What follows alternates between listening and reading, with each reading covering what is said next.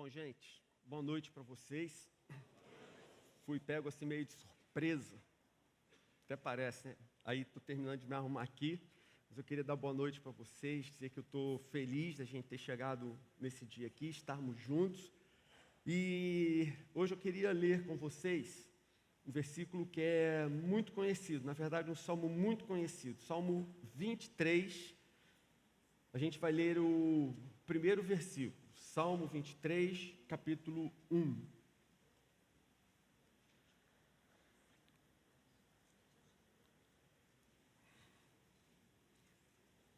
Eu ia perguntar se você já conhece a pessoa que está do seu lado, o nome e tal, mas o João já fez isso, então eu sei que você já sabe o nome, talvez já tenha até convidado para a sua célula, mas agora eu queria ler então esse texto com vocês. Salmo 23, Salmo 23, versículo 1. Vocês acharam, gente? Quem achou, diga amém. Amém. Vamos fazer uma oração então. Senhor, obrigado por estarmos juntos, obrigado porque a Tua presença no nosso meio, Senhor, é tremenda. Agora, mais uma vez, nós invocamos, Senhor, convidamos o Teu Espírito para que esteja entre nós, para que o Senhor venha mais uma vez falar aos nossos corações, em nome de Jesus, amém.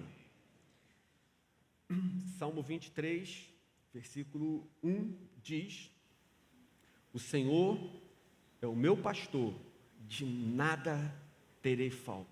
Amém, gente? Será que você pode repetir esse versículo sem ler na sua Bíblia? Lembra que na NVI muda o final, tá certo? Então, o versículo diz assim: o Senhor é o meu pastor, de nada terei falta. Amém. Então, gente, olha só. Logo após o término da Segunda Guerra Mundial, os exércitos aliados, eles levaram milhares de crianças para alguns abrigos especiais, mas eles observaram que as crianças não dormiam bem, custavam pegar no sono, estavam agitadas, elas estavam inquietas. E aí um grupo de psicólogos que estava orientando esses acampamentos infantis deu uma sugestão: vamos fazer o seguinte, vamos dar um pedaço de pão para que cada criança durma segurando o seu pãozinho. Elas podem comer o quanto quiser. Se elas estiverem com fome, é só elas pedirem que eles dão mais pão para elas, mais pães para elas. Mas elas não ficariam sem o pãozinho na sua mão. Elas iriam dormir segurando então aquele pedacinho de pão. E eles observaram o seguinte: a partir do momento que eles fizeram isso, as crianças começaram a dormir bem melhor. A conclusão que eles chegaram é que todas aquelas experiências terríveis pelas quais as crianças haviam passado, elas sempre iam se deitar com uma enorme incerteza em relação ao dia de amanhã. Elas nunca saberiam se amanhã aquelas pessoas estariam ali para cuidar delas, se amanhã elas teriam alguma coisa para comer, se amanhã elas também teriam um pãozinho. Então elas iam dormir sempre aflitas, ansiosas e angustiadas a respeito do seu futuro, até um futuro bem próximo. O que seria de nós no dia seguinte? A partir do momento que elas dormiam segurando o pãozinho dava a elas a segurança necessária para que elas tivessem uma noite tranquila de sono. A gente vive hoje a gente vive tempos bem difíceis, mas bem difíceis no nosso país. Acho que aqueles irmãos já mais maduros, experientes, talvez concordem que a gente vive mesmo talvez o pior período da nossa nação aí, dos últimos 50, 60 ou 70 anos. Nunca vivemos um período tão difícil quanto o que estamos vivendo agora. E diante desse quadro, a insegurança em relação ao futuro, a aflição em relação ao dia de amanhã, o que vai acontecer essa semana, haverá impeachment ou não, isso vai ser bom ou não, os empresários vão voltar a investir ou não. O nosso coração está apreensivo, nosso coração está ansioso. E como seria bom se bastasse um pãozinho para a gente dormir abraçado com ele e esse pãozinho nos desse a segurança que deram para aquelas crianças no pós-Segunda Guerra Mundial. E aí, irmãos, eu quero hoje falar para vocês que nós não temos algo assim, mas nós temos outra coisa, a nossa disposição, que apesar de não ser palpável, apesar de não ser concreto, não é menos real. Nós temos um Deus absolutamente fiel, cheio de bondade e misericórdia, que nos guarda e nos provê. Pode dizer amém? Amém. Então, gente, o rei Davi viveu essa experiência. E ele diz: o Senhor é meu pastor, de nada terei falta. Davi compara o cuidado que Deus tem com ele, com o cuidado que um pastor tem com o seu rebanho. Ele entende que da mesma maneira que os pastores, por todo aquele território de Israel, cuidam, protegem, alimentam, zelam pelos seus rebanhos, assim Deus cuida de nós. E vejam, irmãos, coisa interessante, a palavra aqui traduzida como pastor, como Senhor, a palavra traduzida como Senhor é na verdade o nome próprio de Deus, é o nome com o qual ele se apresentou a Moisés. Quando Deus chamou Moisés, e Moisés começou a arguir Deus: mas quem é o Senhor que está falando comigo? Qual o seu nome? Quando eu estiver lá no Egito e me perguntarem quem me enviou, o que eu respondo? O que eu digo? E aí o Senhor lhe disse: como é que eu vou dizer para você quem eu sou? Eu sou maravilhoso, magnífico, não há expressão que possa definir quem eu sou. Diga apenas que eu sou. Eu sou foi quem te enviou. E esse é o nome próprio de Deus, Jeová, que quer dizer eu sou, que nesse caso foi traduzido como Senhor. Então, quando Davi, você percebe o que acontece aqui? Quando Davi se refere a Deus, ele não se refere ao Senhor como um ser distante, impessoal, indiferente, que desconhece a sua vida, que não participa do seu dia a dia, mas ele chama Deus pelo seu nome próprio, ele mostra intimidade com Deus. Então ele diz: o Senhor, esse Deus pessoal, é o meu pastor. Ele chama Jeová, o Deus Todo-Poderoso, esse ser que excede a todas as coisas. Ele é o meu pastor, ele cuida de mim.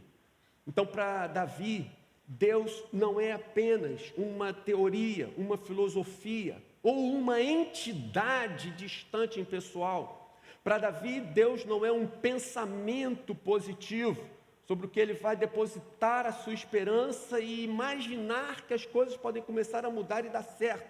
Para Davi, Deus é aquele que cuida dele. Para Davi, Deus é aquele que o protege. Para Davi, Deus é aquele que o sustenta, que o guia, que o guarda, que o orienta, que lhe proporciona tudo de que ele tem necessidade.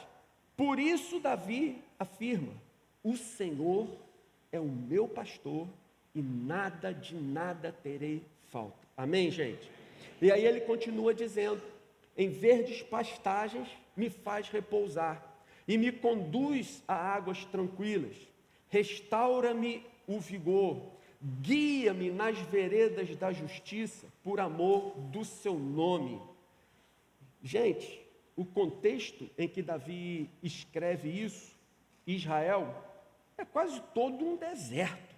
Hoje acontece lá um milagre, uma tecnologia que Israel usa, e você encontra campos gigantescos que brotaram, frutificaram e são mais produtivos que muitos lugares naturalmente férteis por aí.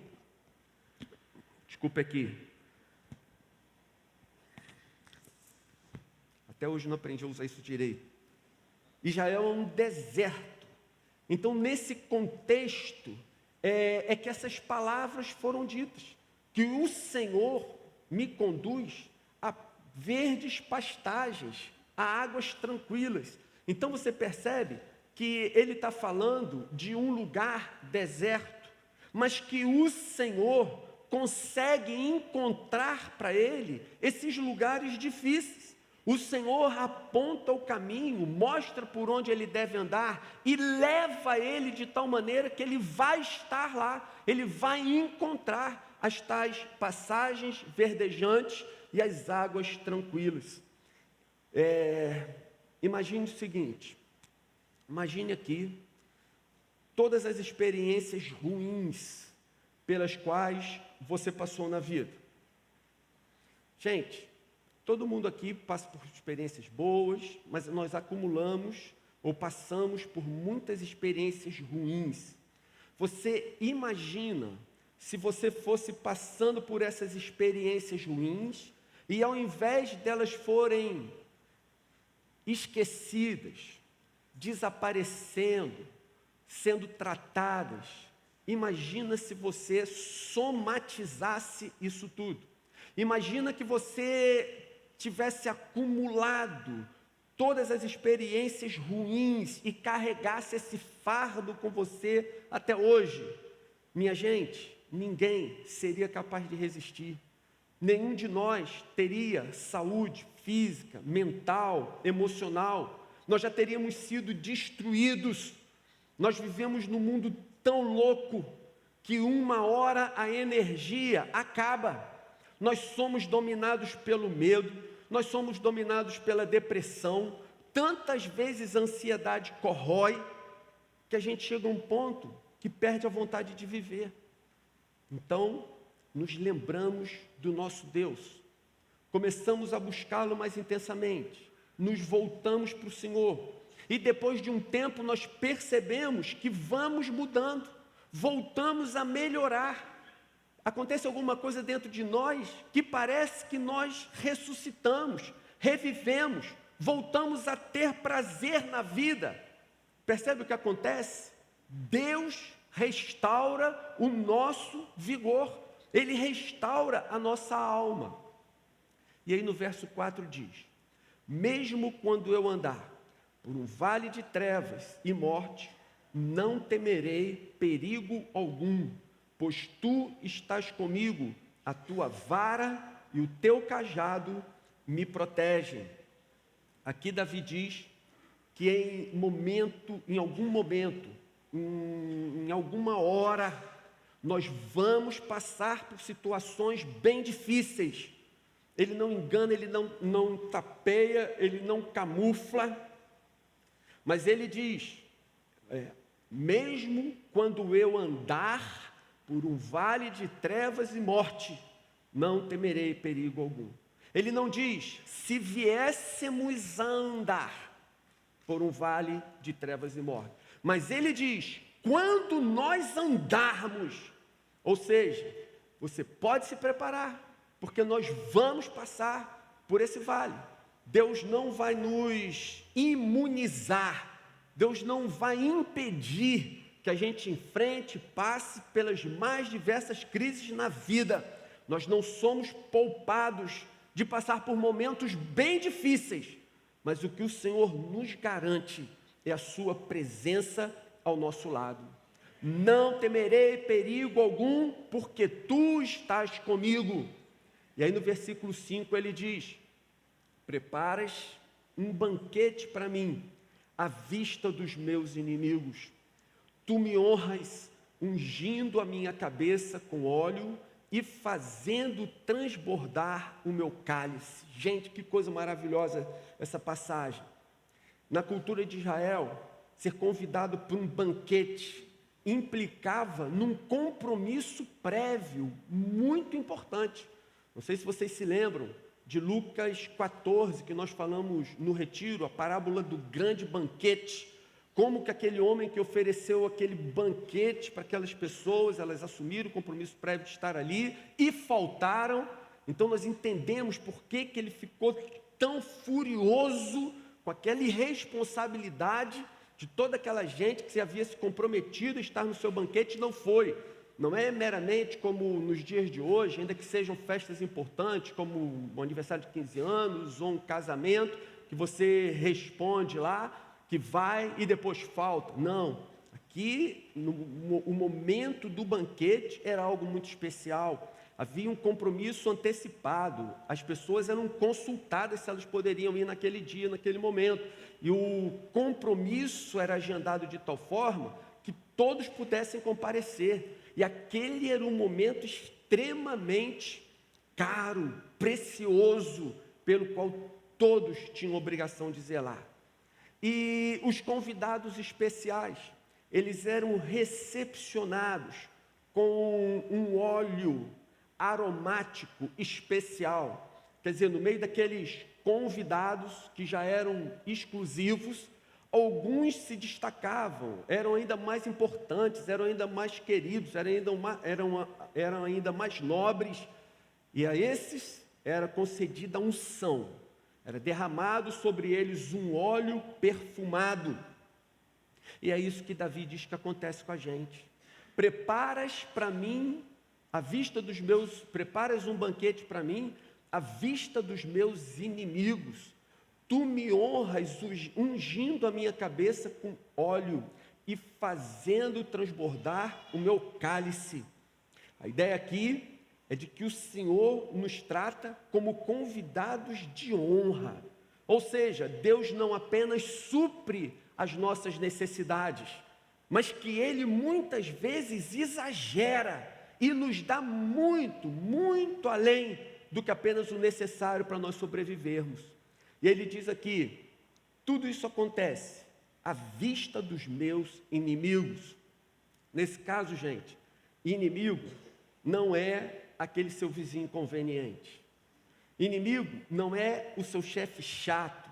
Inimigo não é um comerciante que trapaceou. Mas nesse contexto, inimigo é alguém que quer matar você. É alguém que quer riscar seu nome da face da terra. E o texto diz, Deus providencia todo esse banquete, toda essa fartura.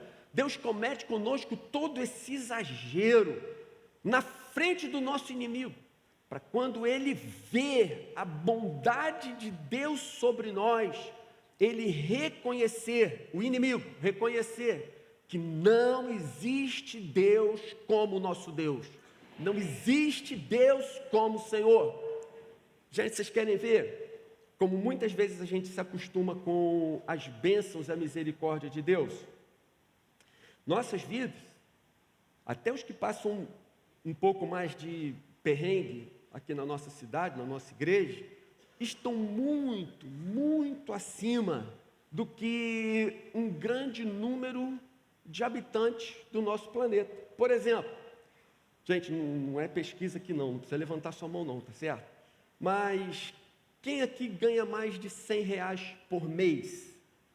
Saiba você que se você ganha mais do que R$100 por mês, você ganha mais do que 1 bilhão de pessoas do nosso planeta que vivem com menos de R$4 por dia. Quantos aqui ganham mais do que R$200 por mês? Se você ganha mais do que R$200 por mês, você tem um salário maior do que a metade da população mundial. Se você ganha R$200 por mês, você está acima já da metade da população do nosso planeta, que vive com menos de R$7 por dia. 500 milhões de crianças hoje estão subnutridas, quase 1 bilhão de adultos são analfabetos, não conseguem sequer escrever o próprio nome, 1 bilhão de adultos. E todos os dias, 30 mil crianças menores de 5 anos morrem de doenças que seriam facilmente evitáveis. Mais de 1 bilhão de pessoas não têm acesso à água. Mais de 1 bilhão de pessoas não têm o que beber, uma água razoavelmente limpa. Se você hoje tem um lugarzinho razoável para dormir, você vai estar melhor do que 100 milhões de pessoas. 100 milhões de pessoas, metade da população brasileira. 100 milhões de pessoas ao redor de todo o mundo, que dormirão ao relento. Relento, porque não tem um teto, por mais simples que seja, para abrigá-lo.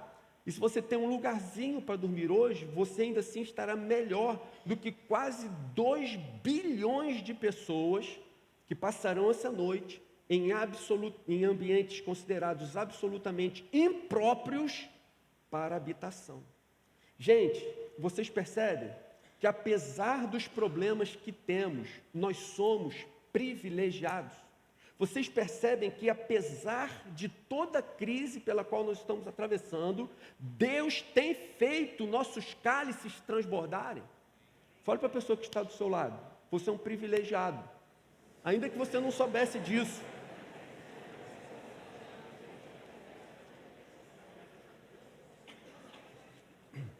Mas sabe qual é o problema? Quando você ouve algo assim, quando você se dá conta de algo assim, como você costuma reagir às bênçãos de Deus? Como você conta, testemunha sobre as bênçãos de Deus sobre a sua vida? Seu coração vibra quando você se dá conta disso? Ou você reage como se Deus não fizesse mais do que a sua obrigação de lhe abençoar? O versículo 6 diz: sei que a bondade e a fidelidade me acompanharão todos os dias da minha vida e voltarei à casa do Senhor enquanto eu viver. Davi diz: eu tenho certeza que a bondade de Deus e sua misericórdia estarão comigo por toda a minha vida. Olha que coisa legal, Davi não acordava diariamente com a sensação de que hoje alguma coisa ruim vai acontecer comigo. Hoje alguma coisa ruim vai acontecer na minha casa. Hoje vai acontecer alguma coisa ruim com uma pessoa querida minha. Mas Davi acordava na expectativa de que hoje Deus vai me conceder uma bênção especial. Hoje alguma coisa muito boa vai acontecer comigo e com a minha família, porque o Senhor é o meu pastor. Então, gente, vamos às aplicações desse texto. Primeira aplicação: deposite sua confiança no Senhor, porque Ele é totalmente fiel. Deposite sua confiança no Senhor, porque Ele é totalmente fiel. Como você enfrenta as suas crises?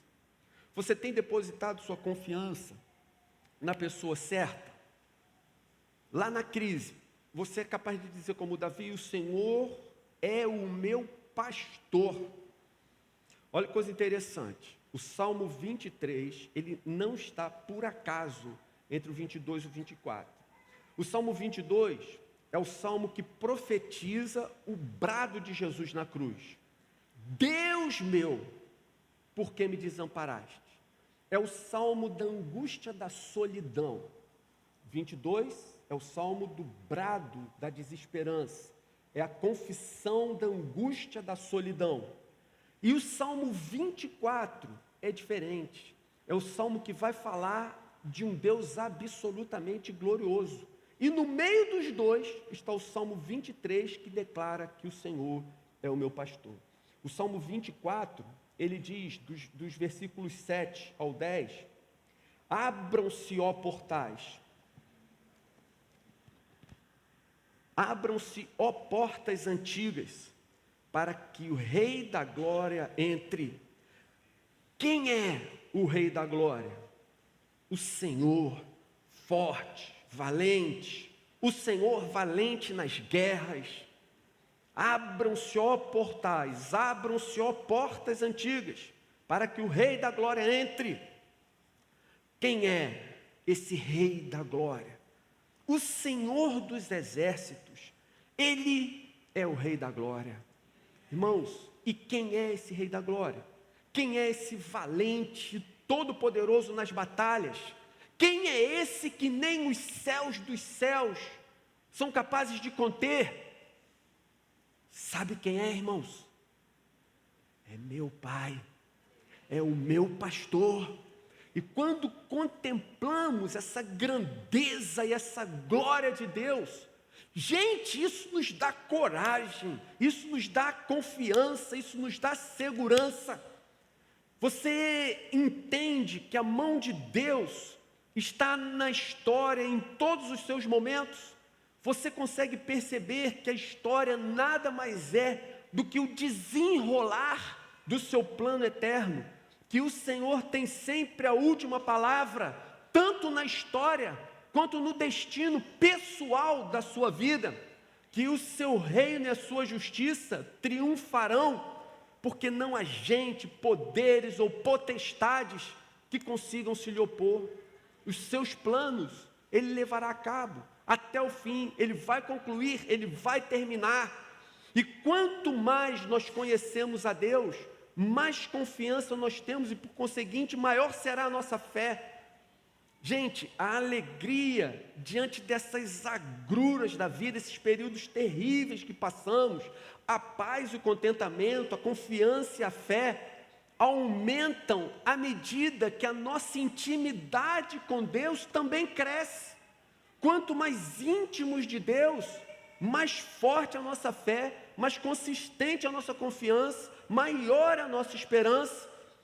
De um modo muito especial, Deus é glorificado quando seus filhinhos demonstram essa confiança nele e a mantêm em tempos difíceis de provação, dor e tristeza. Olha só, veja se você concorda comigo. A pessoa que tem deficiência visual, a pessoa que tem dificuldade de enxergar, até mesmo aquela que não enxerga nada, ela, à medida que essa doença vai se agravando, ela vai desenvolvendo outros sentidos. Imagina você passar o dedo em cima de algum lugar e entender o que está escrito naquelas bolinhas todas. Mas o cego consegue ler com os dedos. A pessoa que tem problemas auditivos, ela já desenvolve um outro sentido. Ela não consegue ouvir direito, mas a sua visão parece uma visão de águia. Ela consegue escutar as palavras que saem pelos ares da boca de outra pessoa. Ela consegue ler os lábios e ela entende o que está acontecendo ali. E assim, da mesma maneira que à medida que a pessoa tem dificuldade de visão, desenvolve o sentido do tato, e a pessoa que tem dificuldade de ouvir, desenvolve a visão. Aqueles que passam por provações, aqueles que passam por períodos de dor e sofrimento, vão desenvolver a fé, a confiança, e acabam aprendendo a ouvir através dos ouvidos da alma, a voz do seu bom pastor. O sofrimento e a dor nunca vêm em vão, mas eles desentopem o ouvido da alma, do coração, de maneira que você passa a ouvir a Deus com muito mais clareza. Então eu queria dizer, gente, que o Senhor, e somente Ele, é credenciado para nos pastorear. Quando entramos num consultório ou num escritório de um profissional, nós vemos lá os seus diplomas expostos, nós vemos os seus certificados expostos. Aquilo ali, irmãos, eu entendo que não é uma mera vaidade, mas aquilo ali, quando você chega para ser atendido por aquela pessoa, aquilo lhe dá uma certa segurança. Você fala, essa pessoa fez um bom curso, ela teve uma boa formação, então me sinto à vontade de entregar ou a minha saúde, ou o meu caso, ou a minha situação, para que essa pessoa me ajude, para que essa pessoa aqui seja usada, enfim, para me abençoar de alguma maneira. E assim, gente, não existe ninguém mais credenciado que o Senhor para nos ajudar nos nossos períodos de dificuldade, nos nossos períodos de dor. As suas credenciais, os seus diplomas, eles estão aí, pelo universo.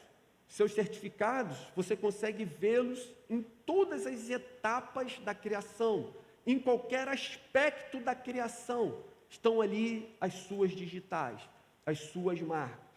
O currículo desse Deus Todo-Poderoso inclui que ele abriu o Mar Vermelho para o seu povo passar, ele conduziu o seu povo pelo deserto, fechou a boca de leões, impediu que o fogo causasse mal aos seus servos, humilhou os grandes, exaltou os humildes, ressuscitou os mortos, multiplicou pães e peixes, acalmou tempestades, enfrentou a cruz, venceu a morte.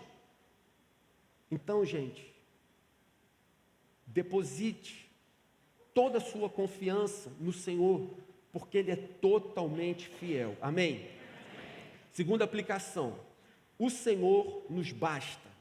Se para nós, essas palavras do Salmo 23 forem mais do que apenas uma linda poesia, se essas palavras do Salmo 23 forem além e forem para nós uma declaração sincera de confiança e fé, então, gente, o Senhor nos basta. O Senhor é o meu pastor, de nada terei falta. Vê o que acontece? Quando encontramos o Senhor, Deus pessoal, e Ele se torna o nosso pastor, gente, todas as nossas buscas acabam. A busca por uma razão para vivermos acaba, eu já tenho motivo para viver. A busca por saciar a sede da alma acabou, Ele satisfaz plenamente. A busca por paz nessa vida, gente, cessou. Hoje meu coração tem paz, independente das circunstâncias. A busca por mais segurança quanto ao futuro, gente, chegou ao fim. Meu futuro está seguro nas mãos do meu Pai. O Senhor tem todas as respostas, percebe? E nem o acúmulo de muitos bens, nem a fama, nem o poder político ou qualquer outra forma de poder, nem o sucesso no mundo dos negócios ou a realização profissional, nem qualquer outra conquista humana podem se igualar em satisfação, em prazer, em alegria, em paz, em segurança, ao sentimento que enche os corações daqueles que têm o Senhor como seu pastor. Irmãos, nada absolutamente vai superar isso. Se de fato nós cremos nisso, se de fato nós confiamos nisso, o Senhor nos basta, não precisamos de mais nada. Finalmente, irmãos, versículo 6, sei que a bondade e a fidelidade me acompanharão todos os dias da minha vida, e voltarei à casa do Senhor enquanto eu viver. Terceira aplicação, jamais saia da presença de Deus. Jamais saia da presença de Deus. Bondade é aquilo que em parte chamamos de graça comum, que Deus concede a todas as pessoas. A bondade de Deus está sobre todos nós. E misericórdia está associada ao seu amor e à sua fidelidade.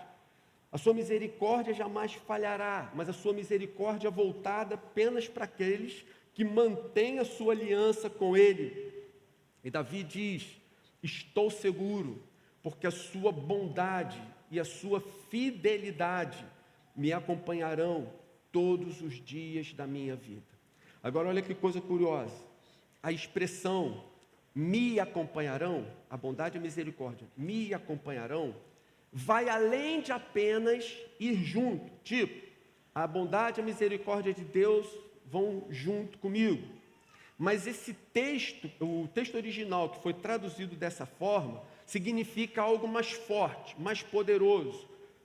Algo como me perseguirão. Ou seja, a bondade e a misericórdia de Deus me perseguirão. Essa expressão, ela era usada quando alguém estava no encalço de outra pessoa, quase pegando, já estava bem próximo ali, quase alcançando. Então o que Davi diz aqui é: eu me sinto como se eu fosse perseguido, ela viesse atrás de mim o tempo todo, forçando para me alcançar. Eu me sinto perseguido pela bondade e pela misericórdia de Deus. Gente, olha que coisa maravilhosa. Se fazemos do Senhor o nosso pastor, Ele vem atrás de nós com sua bondade, sua misericórdia, sua graça, seu amor. E quando você se dá conta, Ele já te pegou, Ele já te alcançou. Foi Ele que tomou a iniciativa, foi Ele que te procurou, foi Ele que te pegou. Você pensa que você busca Deus, mas é Ele que veio ao seu alcance. Foi Ele quem lhe perseguiu e lhe achou. E agora, Ele não solta mais. Você se sente assim, um perseguido de Deus? Gente, basta dar uma olhada na história. Gente, olha só, como que você nasceu?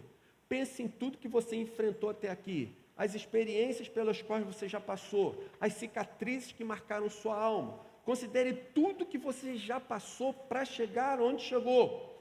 O que seria de nós se tivéssemos vivido todas essas coisas sem que a bondade e a misericórdia de Deus tivessem vindo atrás de nós, tivessem nos perseguido, tivessem nos acompanhado? Então, Davi faz essa consideração. Ele entende isso, reconhece, é eternamente grato a Deus por isso. E então ele toma uma atitude. Ele diz: nunca mais deixarei esse Deus, habitarei na casa do Senhor todos os dias de minha vida, quero estar em sua presença por todos os meus dias. Amém? Nunca mais deixo esse Deus. Vamos orar? Senhor querido, nesse período difícil que o nosso país atravessa, ajuda a gente, Senhor, a conhecermos mais e mais esse Deus, esse Senhor pessoal, esse eu sou, grande eu sou, magnífico Jeová. Ajuda-nos a conhecermos o Senhor mais e mais intimamente, de maneira que a nossa confiança aumente, cresça, nossa fé se torne robusta, e ainda que venham dias maus, ainda que venhamos a andar pelo vale da sombra da morte, que o nosso coração, Senhor, não se atemorize, que as nossas pernas não fraquejem, que o nosso coração não vacile, mas que a gente possa encontrar no Senhor toda força, toda graça, toda esperança necessária para prosseguirmos firmes até o dia que o Senhor voltará para nos buscar. E assim, Senhor, guarda o nosso coração, porque diante de tudo isso, nós te somos, Senhor, eternamente gratos, e queremos viver na Tua presença por todos os dias de nossas vidas. Em nome de Jesus. Amém.